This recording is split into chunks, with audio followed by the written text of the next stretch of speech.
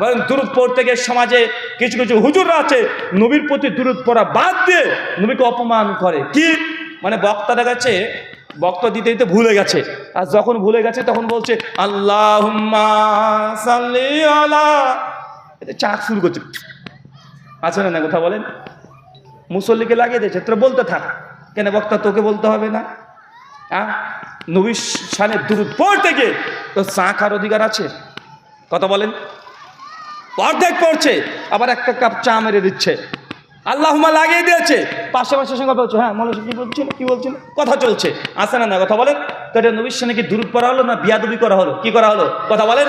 আচ্ছা, আপনি নামাজ পড়ছেন, আত্তিহাতুলিল্লাহি ওয়াসসালাতু ওয়া তাইয়্যিবাতু পড়ছেন, এটা তো দুরূদ পড়ছেন। পড়তে পড়তে যদি টুক করে একটু চায়ের কাপ মেরে দেন, কি হবে কথা বলেন?